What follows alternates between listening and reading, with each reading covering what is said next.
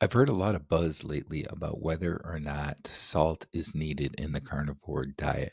And I think this comes a lot from some videos that have come out from some YouTubers that have been around for a while. And they've said that they do not eat any salt or eat very little salt. And it seems to be causing some confusion. So today I was hoping to try and clear up some of that confusion. All right. So, first of all, what is salt and what is sodium? They actually are not the same thing. Sodium is found in salt. Sodium is a mineral and it's a large part of what salt is, but salt is actually a compound. Sodium is, as well as being a mineral, it is a key electrolyte for your body. Sodium, magnesium, and potassium are typically considered the top three electrolytes that you look at when you're looking to see if you have an electrolyte imbalance or not. At the root of everything here, sodium is needed in your body, um, but you can get it different ways. And somebody might be getting the amount of sodium they need without taking extra salt, salting their food and so forth. So keep that in mind. Now, here's one of the things that seem to be confusing people. There are people that are newer on the carnivore diet or just getting started, just about to get started, and they're watching videos and seeing people saying that they do not eat salt. Um, and they're saying, well, maybe I don't need to eat salt either, or I shouldn't eat salt. And they're getting a little bit confused. So keep in mind, you need sodium from some sort of source. And when you first get started on the carnivore diet, you're coming from a diet, most cases, where you were eating a lot of carbs. When you eat a lot of carbs, it holds water in your body.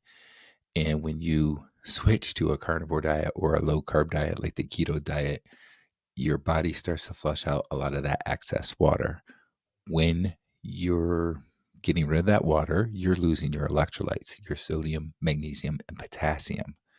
So early on the carnivore diet, it's recommended to make sure that you're getting enough electrolytes. Maybe take an electrolyte mix or something to that effect.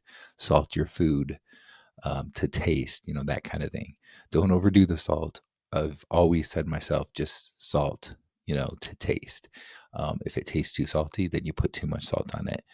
And if it seems to taste okay without putting salt on it, then you don't really need to use salt. So that's a key early on.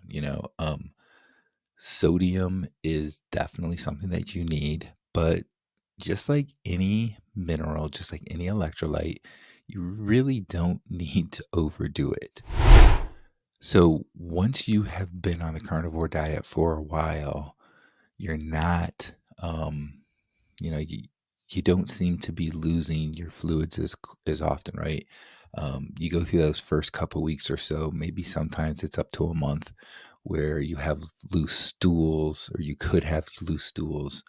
And, you're going to the bathroom a lot more because you're getting rid of that excess water. And that's when you need to make sure that you're supplementing your electrolytes so that you are, staying hydrated properly and so forth.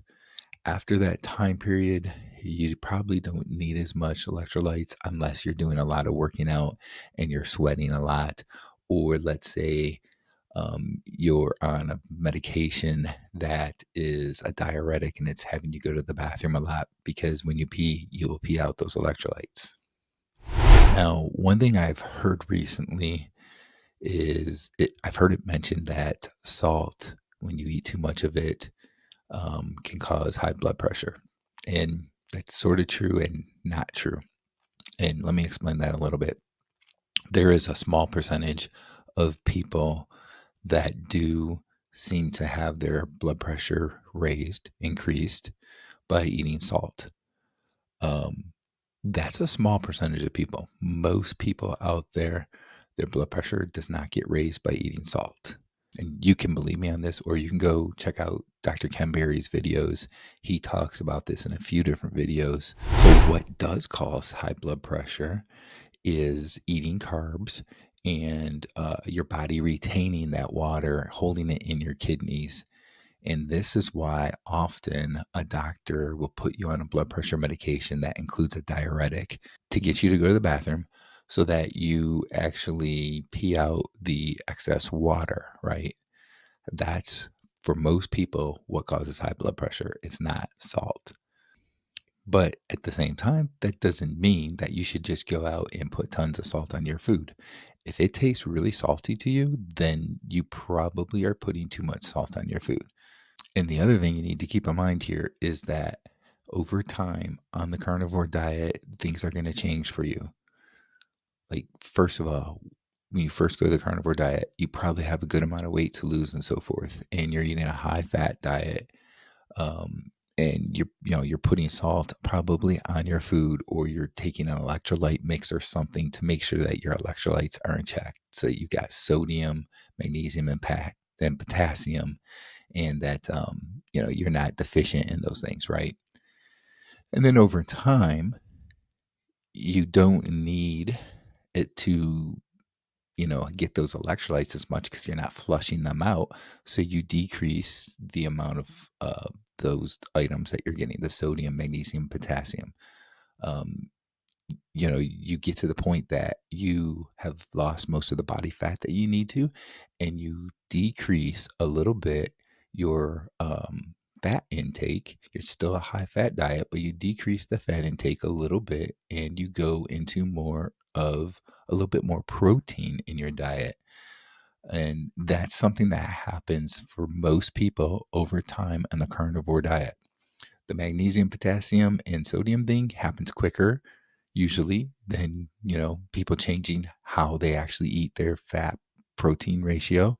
But most people, unless they're doing a lot of exercise, a lot of working out, will lower that fat intake a little bit.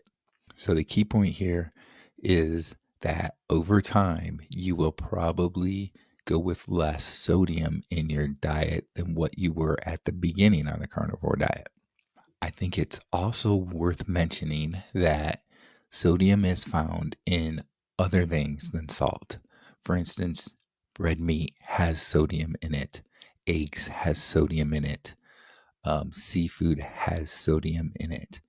And look at somebody that eats, let's say, sushi, for instance, that isn't cooked, right? Um, where they eat like raw eggs, that type of thing. There's going to be more sodium in that than the cooked version of those foods because that you haven't cooked any of it out. So somebody that does that kind of thing is going to get more sodium in their diet from eating those foods than somebody that is cooking those foods or is not even eating those foods at all. Maybe they just mostly eat beef, chicken, and pork, so forth. Yes, they're still going to get some sodium, but not the amount they would have from like raw eggs or sushi or other seafood and that kind of stuff.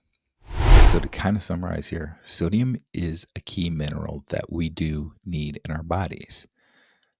You probably don't need as much as you continue on the carnivore diet as you needed in the beginning when you were worried about losing a lot of your electrolytes as you were flushing out water out of your body.